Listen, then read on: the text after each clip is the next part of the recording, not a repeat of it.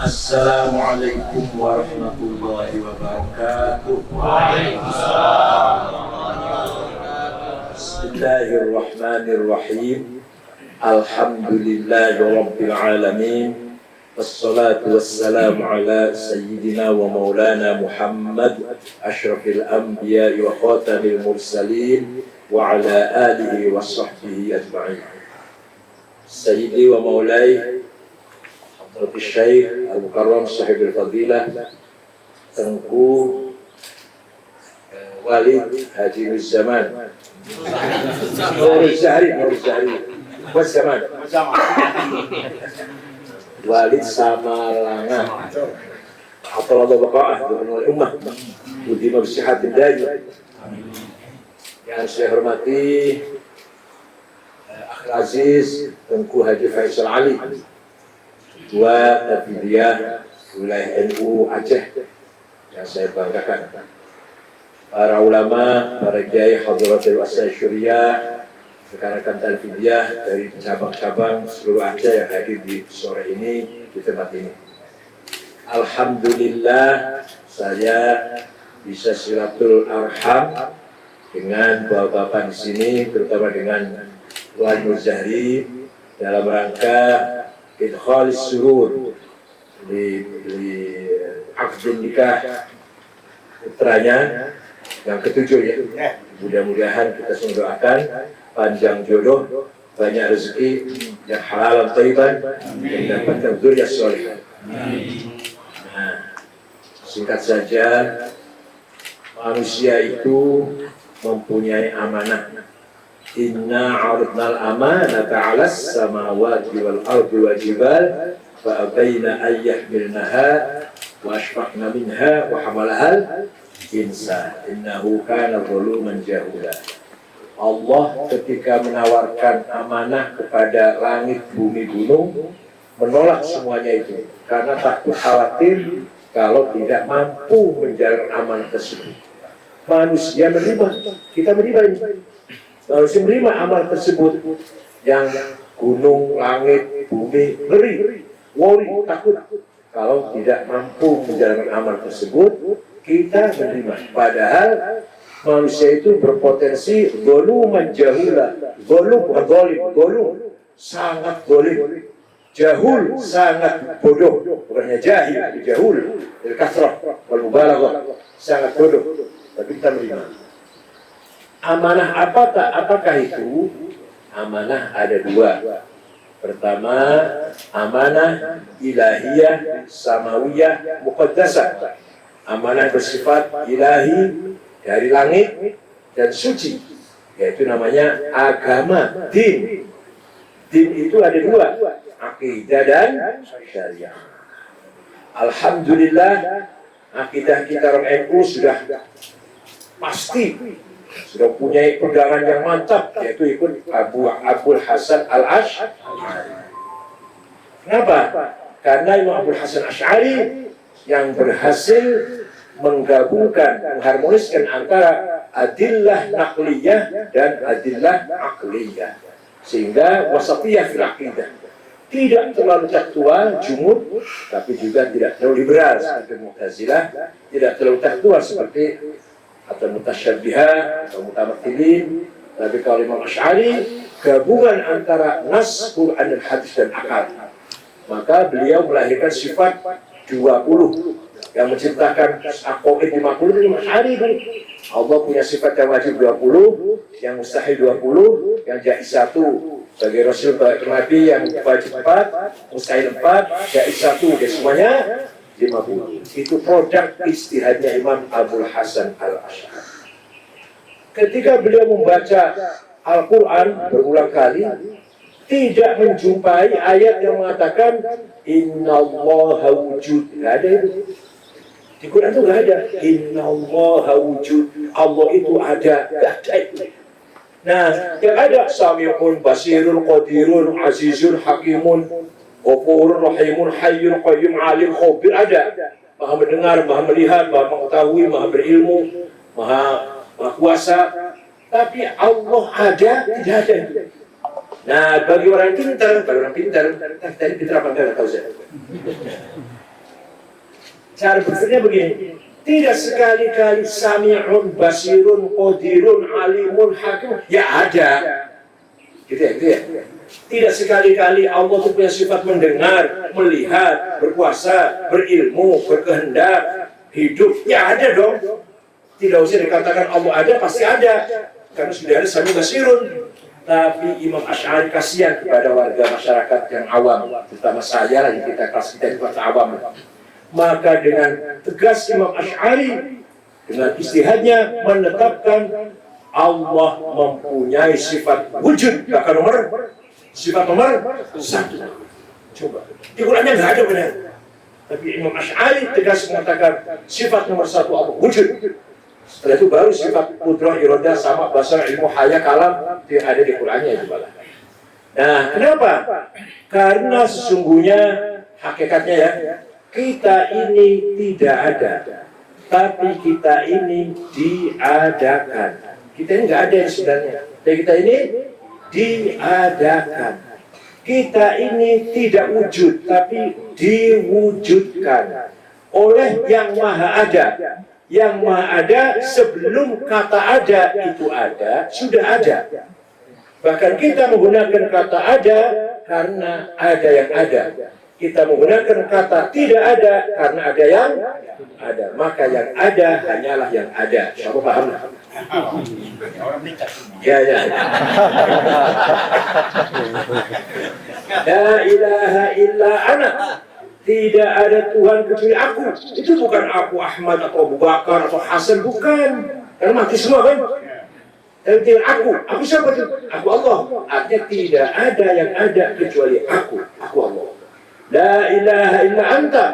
Tidak Tuhan kecuali engkau. Engkau siapa ini? Bukan kau Ahmad, Abu Bakar, Hasan atau Toto atau Herman, bukan. Engkau siapa? Engkau yang hidup yang gak akan mati. Yaitu engkau Allah. Berarti yang ada hanya engkau Allah. La ilaha illa huwa, tidak Tuhan kecuali dia. Dia siapa? Bukan dia Ahmad atau Abu Bakar, Toto atau Herman, bukan. Tapi dia yang tidak mati, yaitu dia Allah. Maka yang ada hanyalah dia Allah. Jadi aku yang ada hanya aku Allah, engkau yang ada hanya engkau Allah, dia yang ada hanya dia Allah. Paham? Insyaallah paham. Jadi yang ada hanyalah yang ada. Kita ini diadakan oleh yang ada. Diadakan oleh yang ada. Sebelum kata ada itu ada, sudah ada. Maka kita menggunakan kata ada karena ada yang ada. Kita menggunakan kata tidak ada karena ada yang. Maka yang ada hanyalah yang ada. Itu Asy'ari. Nah, sekarang syariat kita ikut Imam Syafi'i. Menurut Imam Syafi'i, memahami syariat Islam itu, ini dalam suratnya kepada Gubernur Abdurrahman Al-Mahdi, Arisalah Imam Syafi'i, yang ditulis oleh muridnya Rabi' bin Sulaiman Al-Muradi. Kalau gubernur Anda yang paham Islam, pertama harus kembali kepada Quran. Quran ayatnya macam-macam, satu model tapi berbagai macam model. Ada ayat muhkamah, qul huwallahu ahad. Ada ayat mutasyabihat yang masih samar-samar. Aula mastumun nisa, kamu punya wudhu bersenggolan dengan istri batal. Senggolan itu apa artinya senggolan itu? Kalau Imam Syafi'i senggolan amdan au syahwan, syahwatan bidur syahwat, dengan syahwat atau dengan tidak syahwat, sengaja dengan sengaja batal. Kakek-kakek, nenek-nenek senggolan tidak syahwat, tidak sengaja batal. Imam Syafi'i itu. Kalau Imam Malik kalau sengaja batal, kalau tidak sengaja enggak. Kalau Imam Ahmad kalau syahwat batal, kalau nggak syahwat enggak. Kalau Imam Hanafi asal tidak yang satu nggak batal. Kayak satu, tahu yang satu? Ya tahu sudah. Sudah kerja kita saja. Jadi suami istri ciuman dengan syahwat asal bukan yang satu ya, ciuman nggak batal. Kalau Imam Abu Hanifah Hanafi itu dari kata lamastumun nisa, ayat ini masih mutasyabih. Ada ayat yang mutlaqah absolut, atii'ullah wa atii'ur rasul mutlaq. Ada yang muqayyadah, wa ulil amri minkum, wajib taat kepada pemerintah kalau pemerintahnya baik. Masih ada kalau pemerintahnya dengan syarat pemerintahnya baik. Kalau baik itu harus wajib taat, kalau tidak tidak. Tapi kalau taat kepada Allah dan Rasulullah mutlaqah, wa ulil amri minkum muqayyadah. Ada ayat ammah, ada khassah. Ayat umum, aqimus sholah, wajib sholat kapan saja, di mana saja, siapa saja. Yang ayat khusus, wajib perang. Walladzina ukhriju min diyarihim walladzina hajaru ukhriju min diyarihim wa utu fi sabili wa qatalu wa qutilu law kaffiranna 'anhum sayi'atihim wa adkhilannahum jannatin tajri min tahtiha al-anhar. Barang siapa keluar dari rumah jihad, membunuh atau dibunuh, maka surga balasannya. Ya kalau lagi perang, kalau lagi, masa sekarang lagi aman keluar dari rumah bawa bom? Ayat khusus ini, ayat kosong. Kalau lagi perang, ayo keluar dari rumah semuanya. Ayo kita perang. Kalau lagi orang Islam diserang misalkan, orang Aceh diserang nih, ayo kita lawan. Musuh itu keluar dari rumah semuanya. Kalau lagi aman begini, masa kita keluar bawa bom terus membunuh diri itu? Bahkan harus mati, kalau nggak mati dia nggak masuk surga. Misalkan bom dilempar ke gereja, dia nggak mati, nggak masuk surga itu. Harus dia sendiri mati. Karena wakutilu, wakutilu. Jadi harus membunuh dan dibunuh. Jadi ayat Qurannya.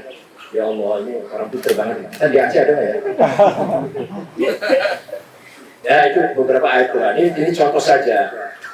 Tidak cukup hanya Quran, harus kembali ke hadis. Kenapa? Karena banyak sekali hal-hal tidak terangkan dalam Al-Quran. Contoh saja ini, satu saja. Quran perintah sholat berulang kali, 62 kali. Aqimus sholat, aqamus sholat, yuqimunas sholat. Tapi tidak menjelaskan sholat itu berapa kali, namanya apa. Di Quran nggak ada itu. Ada di Quran kira-kira? Ada nggak? Nggak ada. Sholat itu 5 kali, namanya zuhur, asar, maghrib, isya, subuh. Ada Quran itu, ayat Quran itu. Apa nggak pernah baca Quran? Nggak pernah baca Quran? Nggak ada.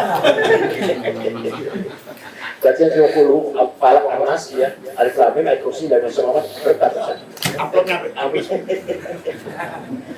Kalau kita baca Quran dari awal sampai akhir, monggo silakan baca Quran. Tidak ada ayat sholat itu 5 kali, namanya zuhur, asar, maghrib, isya, subuh. Nggak ada di Quran. Adanya dalam hadis. Kutibat furidat alaikum khamsu maktubat al-zuhur wal-asr wal-maghrib wal-isya wal-fajr. Jadi kalau ada orang hanya pegang Al-Quran, tidak hadis, tidak tahu sholat berapa kali dan namanya sholat apa, nggak akan tahu kalau nggak kembali kepada hadis. Nah, hadis ada 4 macam kontennya, ya, bukan sanadnya, kontennya. Ada mutawatir, ma rawahu jam'un an jam'in la yuhtamil fihi al-kidb wal khata'. Hadis yang tidak mungkin salah, nggak mungkin bohong, namanya mutawatir. Lafdhon wa ma'nan au ma'nan la lafdhon. Yang kedua hadis masyhur terkenal. Yang ketiga hadis aziz yang mulia yang bernilai. Yang keempat hadis ahad. Sudah hafal Quran, sudah pegang hadis, belum cukup. Kata Imam Syafi'i.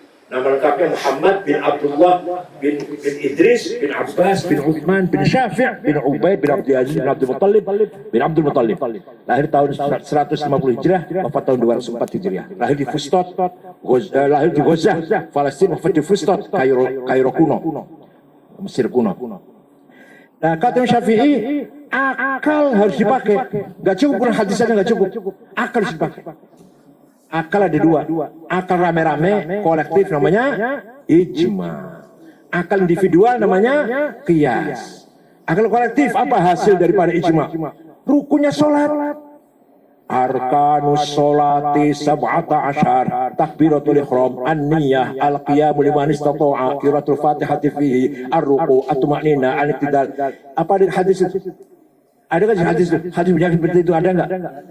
Rukun sholat 17, pertama takbiratul ihram, kedua niat, ketiga berdiri bagi yang mampu, keempat baca Fatihah, ketiga berdiri, kelima ruku. Ada hadis itu? Enggak ada. Jadi dari mana itu? Dari ijma'ul ulama. Akalnya ulama, tapi ulama kolektif rame-rame sepakat seperti itu. Beda dikit. Kalau Syafi'i takbir begini, kalau Hanafi santai, kalau Maliki malah lurus, kalau Hambali nyekek sini, kayak Wahabi. Beda dikit, tapi rukunnya sama lah. Beda. Sekarang kita tahu hukumnya sabu-sabu haram dari mana? Ada di Quran. Apa di Quran ayat mengatakan as-sabu haram? Ada. Apa hadis? Enggak ada. Apa ijma? Enggak ada. Dari qiyas. Hadza muskir wa kullu muskirin khamrun wa kullu khamrin haram. Fahadza haram. Jadi lahirnya munculnya hukum haram dari kepada sabu-sabu dari qiyas. Maka kata Imam Syafi'i, Orang tidak akan paham agama Islam kalau tidak pegang pada Quran, hadis sebagai nas, ijma ya sebagai akal, sebagai adillah akliyah. Alhamdulillah kita semua berpegang itu sudah selesai. Amanah yang kedua, dari amanah yang satu itu yang samawiyah, ilahiyah, yaitu agama. Yang kedua, amanah insaniyah, waqi'iyah, ijtihadiyah. Apa? Amanat wa kadzalika ja'alnakum ummatan wasata. Itu amanat itu. Kamu Muhammad saya jadikan bersama umatmu harus menjadi umat yang keren, umat yang berwibawa, umat yang bermartabat, umat yang wasatiyah, moderat. Jangan umat pinggiran, jangan orang pinggiran, jangan jadi umat pinggiran, umat yang berperan. Litakunu syuhada'an nas, agar kamu sekalian berperan. Apa? Syuhudan diniyan, syuhudan thaqafiyan, syuhudan hadariyan, syuhudan ijtimaiyan, syuhudan insaniyan. Yang terakhir yang penting, syuhudan siasiyan. Terakhir yang penting. Jadi kita ini mempunyai amanat yang nomor 2, Pak. Kita ini diberi oleh Allah amanat yang kedua, bukan amanat agama, bukan. Sudah beres agama tadi, sudah beres selesai. Asy'ari dan Syafi'i sudah selesai. Amanat yang kedua adalah amanat keumatan. Kita harus membangun umat. Umat sebagai organisasi besar. Melalui NU organisasi kita ini dalam rangka membangun umat. Umat yang seperti apa? Ummatan wasatan. Umat yang moderat, yang tidak radikal dan tidak liberal, tidak tekstual, tidak rasional, tengah-tengah antara tek dan akal. Ketika bersikap pun politik antara teologi dan akal digabungkan menjadi satu, antara teologi dan budaya. Itu namanya amanah keumatan. Kita harus maju. Alhasil begini, syuhudan dinian, peran agama, masjid, dakwah, tabligh, khotib harus dipegang NU. Kalau enggak salah semua nanti. NU aja kadang-kadang salah. Namanya peran dinian. Syuhudan thaqafiyan, pendidikan. Percayalah, masalah pendidikan agama kalau bukan pesantren omong kosong. Percaya sama saya. Saya udah kuliah di luar negeri, sudah 13 tahun setengah di luar negeri saya. Pulang bawa anak 4. Madain Mekah semua tuh anak itu. Itu tidak ada yang bermutu berkualitas kalau bukan Quran pesantren. Waktu S1 semua bisa lah, semua bisa. Yang pesantren maupun enggak bukan pesantren. Begitu S2 nulis lah. Mulai setelah nulis angkat tangan kalau bukan pesantren. Kalau nahwu sholotnya tidak mantap. Kalau logo talabiyah nggak mantap, nggak mampu menulis. Apalagi sampai doktor, disertasi, angkat tangan. Kalau S1 gampang lah, S1 sih belum menulis, baru kuliah, lulus, ujian, lulus. S2, S3 yang bukan Quran pesantren di Mekah, di Madinah, di Riyadh, di Maroko, di Al-Azhar, di Suriah, di Irak, angkat tangan kalau bukan Quran pesantren. Yang lulus sampai doktor semuanya Quran pesantren.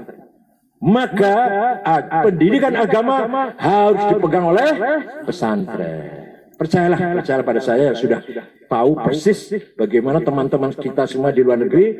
Kalau S1 gampang, begitu S2 yang bukan pesantren gagal semuanya. Semua gagal. Yang bukan, mohon maaf kalau saya sebutkan ya, kalau sebutkan bukan menghina, bukan. Keluaran Sanawiyah negeri, PGA negeri, itu gagal ketika menulis. Ya kalau ma'had itu yang berhasil. Pak Mahfur Usman, Pak Abdul Fattah, dan Musbion, itu teman-teman saya semua itu, dan saya sendiri, Agil Munawar, semua keluar pesantren semua itu, Pak Alwi Syihab, Pak Quraish Syihab, itu keluar pesantren semua itu. Kalau bukan keluar pesantren, enggak begitu menulis angkat tangan. Hadarian, sekarang peradaban. Nah ini, jadi kita ini begini.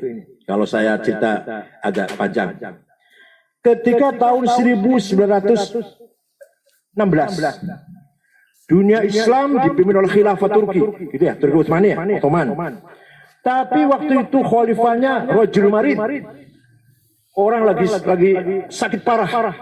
Buktinya apa? Semua wilayah Islam, Irak, Mesir, Suriah, Aljazair, Libya, Tunis, Maroko dijajah semua.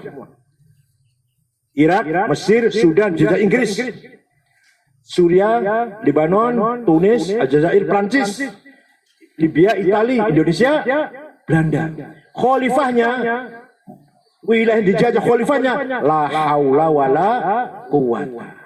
nggak bisa mempertahankan wilayah. Angkat tangan, lemah sekali khalifah itu ya. Nah, Kiai Hasyim Asy'ari, Hadratus Syekh Kiai Hasyim Asy'ari sudah ma'rifat. Ini nanti khilafah akan bubar.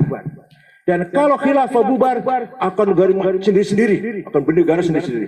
Nanti kalau ia terjadi negara sendiri-sendiri, jangan sampai Nusantara ini, bahasa begitu, Nusantara ini menjadi masyarakat yang sekuler, yang tidak mengerti agama, beragama tapi nggak peduli agama, sekuler.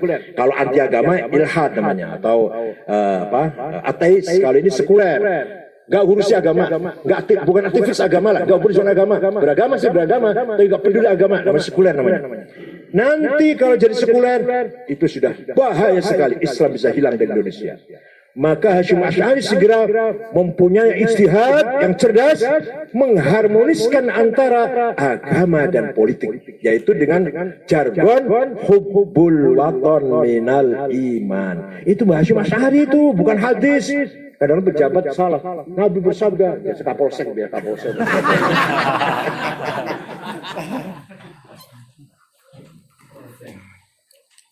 Ini enggak sembarangan. Kelihatannya ringan, tapi enggak dalam sekali artinya. Itu berarti Hasyim Asy'ari mengharmoniskan, mengintegralkan, mempersatukan antara agama dan kebangsaan, nasionalisme. Anda beragama harus cinta tanah air. Anda cinta tanah air, bernasionalis harus beragama. Kesana panjang sekali. Anda beragama harus cinta tanah air. Anda cinta tanah air harus beragama. Kalau cinta tanah air berarti kalau sekarang kita harus cinta Pancasila, harus cinta merah putih, harus cinta Bhinneka Tunggal Ika. Panjang ini. Kalau kita perluas panjang sekali. Betul Pak. Sampai begini Hasyim Asy'ari mengatakan, man mata li ajli watanihi mata syahidan. Barang siapa mati demi tanah airnya mati syahid. Wa man khana li watanihi halalun damu. Barang siapa berkhianat kepada tanah airnya, misalkan jadi mata-mata Belanda, mata-mata Jepang, bunuh aja orang itu, halal darahnya. Itu Hasyim Asy'ari. Nah, maka keputusan tanggal 22 Oktober tahun 45 memutuskan bahwa membela tanah air fardu ain. Bagi semua orang ini fardu ain, wajib membela tanah air. Betul. Tahun 1924 khilafah bubar. Sejak zaman Sayyidina Abu Bakar sampai 1924 khilafah bubar. Sudah gak ada khilafah di muka bumi ini. Sistem khilafah gak ada. Yang menghapus khilafah namanya Mustafa Kamal Ataturk. Umat Islam goncang. Sudah gak ada khilafah, gak ada pemimpin nih. Umat Islam goncang. Turki menjadi negara kebangsaan nasional, sosialis sekuler, nasionalis sosialis sekuler, gak ngurusi agama. Pemerintah tidak ikut campur urusan agama. Mau bangun masjid, mau bangun masjid terserah. Mau haji, mau nggak haji terserah. Nama tidak boleh ke Arab-Araban. Muhammad nggak boleh. Mehmet, Ali, Alija, Khadijah, Cetice, Ayub, Eop, Toyib, Rojak, Recep, Tayyip. Nggak boleh Toyib, Rojak, nggak boleh Tayyip, Recep. Sekarang presiden Pak namanya Toyib, Rojak. Nggak boleh Toyib, Rojak itu Arab itu. Kita bukan Arab katanya, harus nasionalis. Tayyip, Recep, Khadijah, Cetice. Dalam rangka nasionalisme bahasa, saking fanatik nasionalismenya itu. Sekuler, orang mau haji mau enggak urusan kamu, mau bikin masjid mau enggak urusan kamu. Bahkan adzan di Ankara diganti bahasa Turki, adzan di Ankara. Pakai kopiah putih tidak boleh di luar rumah, di dalam rumah boleh atau di dalam masjid boleh. Di luar rumah lepas kopiah putih. Maka kopiah putih ditinggal di masjid. Kalau sholat pakai, kalau sholat tinggal. Itu di Turki. Sekarang sudah enggak, sekarang sudah tidak. Dulunya begitu dulunya. Nah, itulah sekulerisme di dunia Islam. Umat Islam goncang. Pertama kali partai nasionalisme Arab lahir, namanya Partai Ba'ath. Partai apa? Yang mendirikan namanya orang Kristen dari Damaskus, namanya Mitchell Aflaq.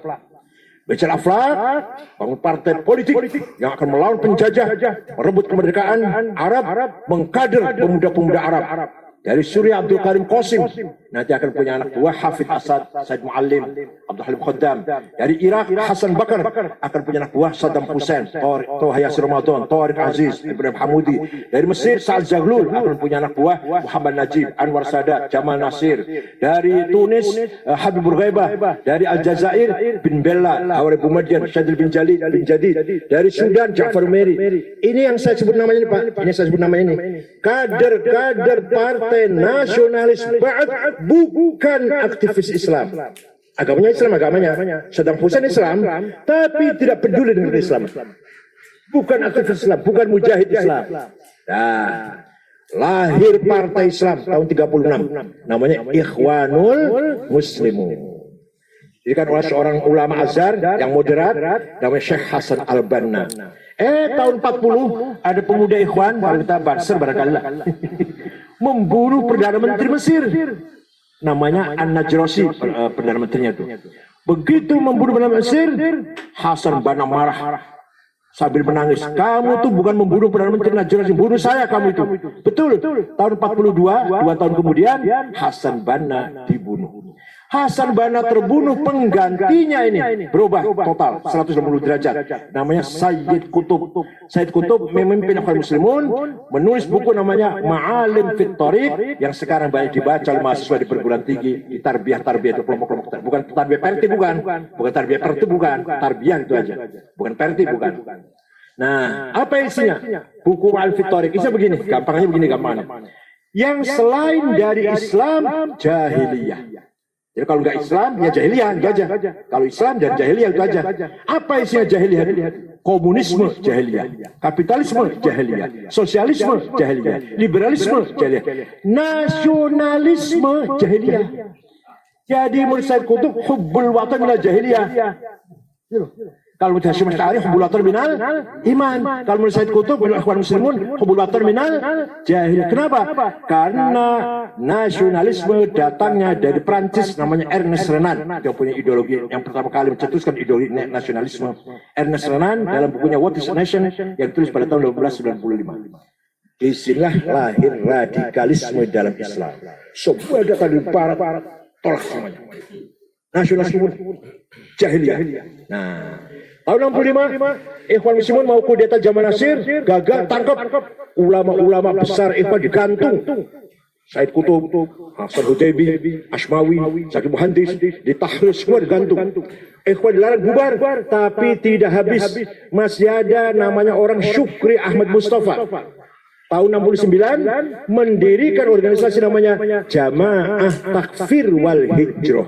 Semua orang kafir kecuali mereka yang gak kafir. Perempuan dilarang keluar dari rumah, dilarang jadi pegawai negeri, dilarang bermahkamah di pengadilan negeri, dilarang ikut pegawai negeri, hasil itulah, dilarang lihat baca koran, lihat televisi, dengar radio, haram semua itu. Dilarang baca kitab kecuali kitab pemimpinnya. Kitab yang lain nggak boleh, haram.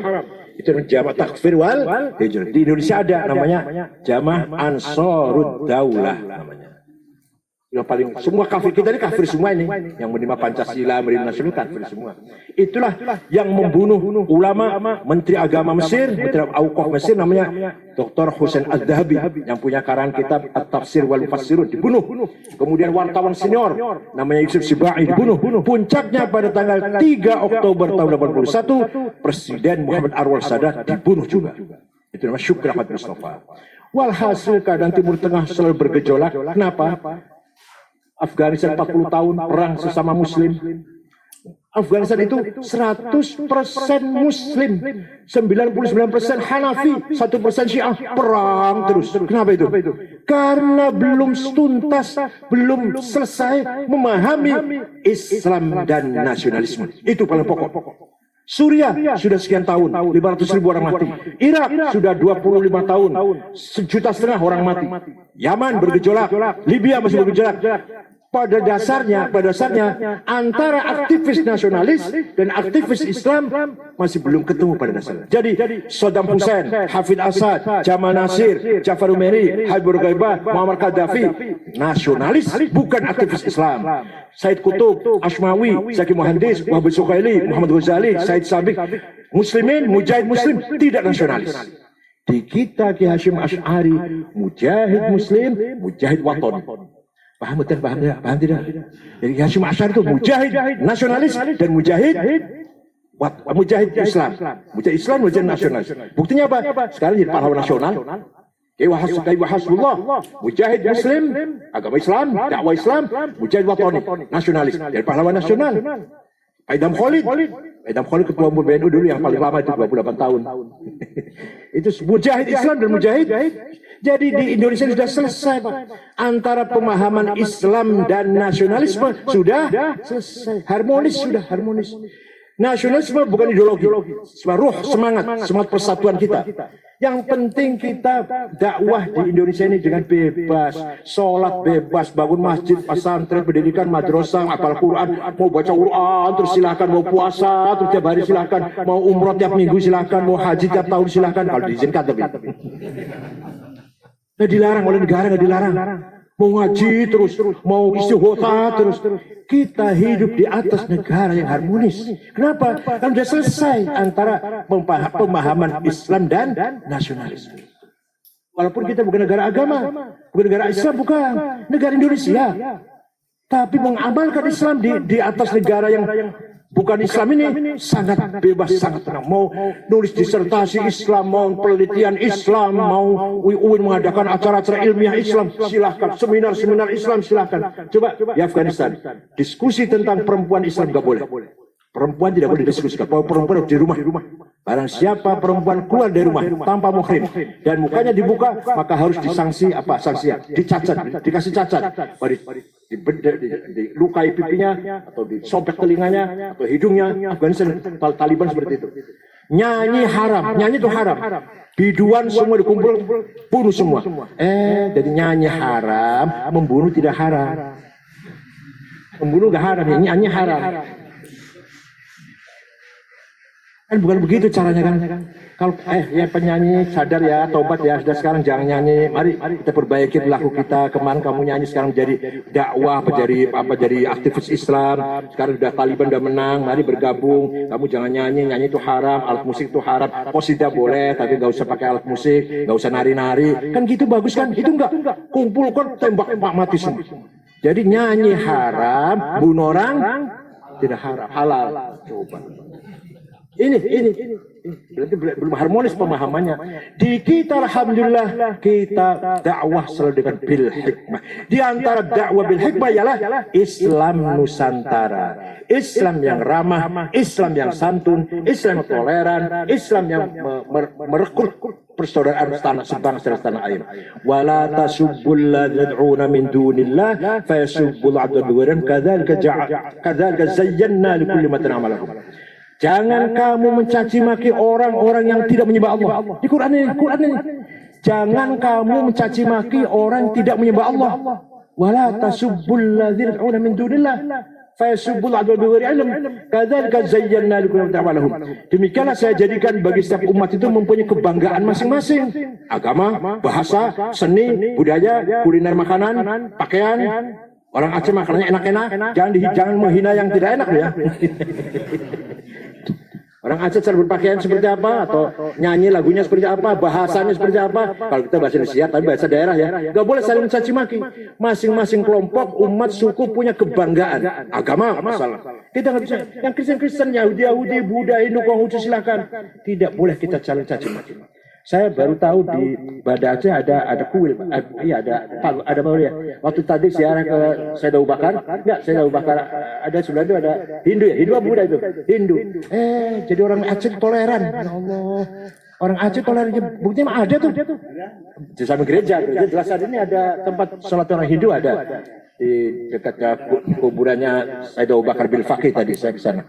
Nah, inilah hikmah, kebijakan, kearifan kita Islam Indonesia ini kita namakan Islam Nusantara. Bukan madhab, bukan aliran, bukan sekte, tipologi khosais mumayyizah.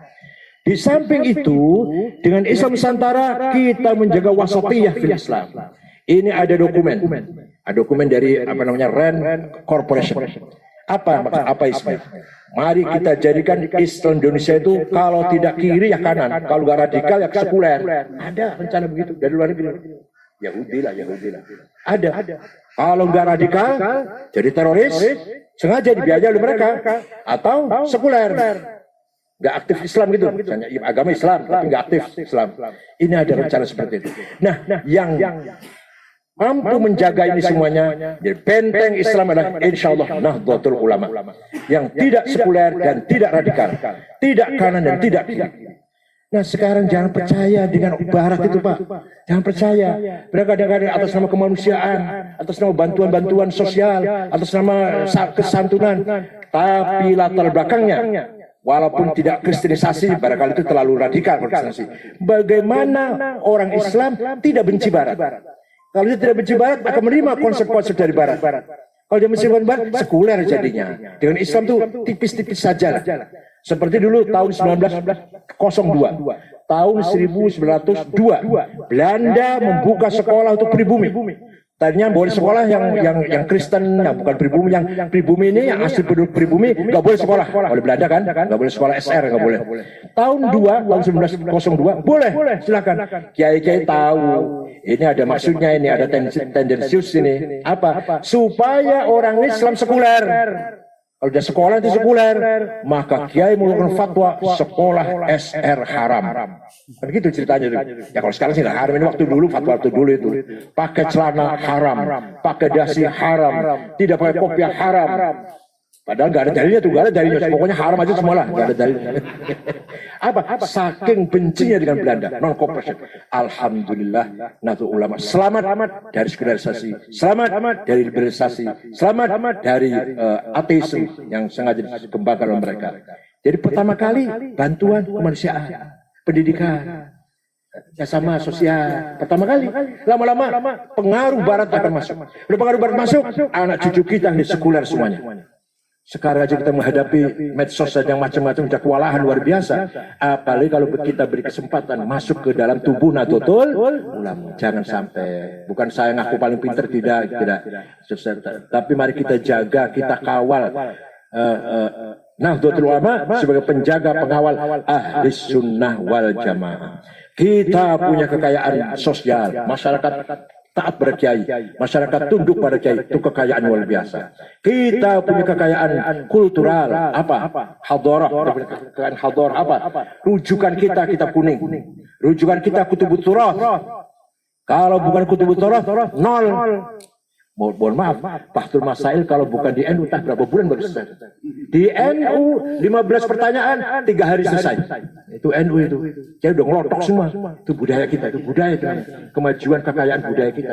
Coba kalau organisasi yang lain sudah ditanya masalah hukumnya cloning seperti apa, hukumnya bunga bank, hukumnya kripto, berapa? Kripto ya bisnis. Ayo 3 hari nggak akan selesai itu. Cari hukum kemana? Tapi kayak NU ditanya semua masalah itu 3 hari selesai di Munas itu. Karena kita sudah membudaya kitab kuning. Ya, kita punya kekayaan luar biasa. Kita punya kekayaan simbolik. Nah, ini Walid, penting ini. Kita punya kekayaan simbolik. Oleh karena itu, papan nama NU banyak ini. Kalender NU harus banyak. Pelang-pelangan papan nama NU harus banyak di pinggir jalan supaya kekayaan simbolik. Bukan hanya itu sih. Simbol itu artinya apa yang ciri khas kita, itulah kekayaan. Contoh. Kalau ada orang pidato mau mengakhiri dengan wallahul muwaffiq NU itu. Kalau ada kumpul-kumpul kemudian cium tangan kiai, semua yuk cium tangan kiai semua satu-satu gitu, NU itu. Coba di luar NU enggak ada cium tangan seperti itu. Nah, kalau ada apa lagi misalkan lewat, ada orang baru keluar dari kumpul-kumpul bawa berkat, ada berkat. Sini bawa berkat juga ya. Wah itu baru tahlil itu, baru saat tahlil itu. NU itu. Itu namanya kita punya kekayaan simbol, enggak boleh lepas dari tangan kita. Kita punya kekayaan politik. Kita punya kekayaan politik. Beberapa menteri, beberapa wakil presiden sudah NU, beberapa menteri sudah NU. Harus kita kembangkan, harus kita jaga, harus kita lebih maju lagi. Kita punya kekayaan. Nah ini yang belum punya. Kita belum punya kekayaan finansial. Kalau masalah uang kita masih proposal. Kita ini ashabul proposal. Padahal kalau kita sadar loh ya, ayo iuran. Misalkan orang NU Aceh ada berapa misalkan berapa juta misalkan. Katakanlah orang Aceh yang NU 1 juta aja, 1 juta. Iuran tiap hari 1.000 rupiah. Rp1.000 tiap hari orang NU kali 1 juta berapa itu? 1 miliar, 10 hari 10 miliar, 30 hari 30 miliar, 1 tahun berapa miliar tanpa proposal bangun masjid, bangun madrasah. Kalau sadar berorganisasi. Jadi kita ini sudah menjadi jamaah tapi belum menjadi jam'iyah. Jamaah banyak tapi jam'iyah masih belum tertata dengan rapi. Organisasi, tim work, jaringan kerja itu yang belum tertata dengan rapi. Oleh karena itu, alhamdulillah pada kesempatan kali ini saya juga mendapatkan dorongan dari kiai-kiai sepuh antara lain Tuan Guru Turmudi Lombok Tengah, Habib Lutfi Pekalongan, Abu Muhtadi Banten, Kiai Dimyati Rois Kaliwung Kendal. Mereka memohon saya maju lagi karena belum tega, belum sampai hati kalau NU dipindah tangan ke orang muda katanya. Masih khawatir, masih was-was, belum percaya betul. Nah, jadi alhamdulillah ada kepercayaan dari para kiai-kiai sepuh, saya disuruh melanjutkan maju lagi. Apa? Iya. melihat juga ya ini nyambungnya. Melihat tadi itu semangat sekali tuh. Alhamdulillah 10 tahun saya Khodimul NU ini 34 perguruan tinggi berdiri. 7 rumah sakit. Itu yang miliknya NU itu, yang miliknya NU. Apalagi ada hari santri, ada undang-undang pesantren, ada pengkaderan madrasah kader. Sudah. Nah, baru kali ini madrasah kader juga ada pengkaderan. Ada beasiswa, monggo, silakan. Yang mau ke Maroko, mau ke Mesir, mau ke Turki, silakan. Terbuka sekali untuk NU Maroko itu. Tiap tahun saya kirim ke sana. Alhasil periode saya 10 tahun ini banyak kemajuan. Transparan, keuangan di PBNU transparan, masuk berapa, keluar berapa, ada terus semua, silakan diaudit, siapapun bisa mengaudit. Itu perbaikan yang saya lakukan selama 10 tahun ini. Doanya mudah-mudahan Allah berikan taufik kekuatan lahir batin kepada NU Nahdlatul Ulama dalam rangka mengemban dua amanat tadi, amanat diniyah dan amanat insaniyah waqi'iyah ijtihadiyah. Semoga Indonesia selamat, Indonesia jaya, Indonesia semakin berwibawa di mata dunia internasional. Syukran wa dumtum fil khair wa barakatuh wan najah. Wallahul muwaffiq ila aqwamit thoriq. Wassalamualaikum warahmatullahi wabarakatuh.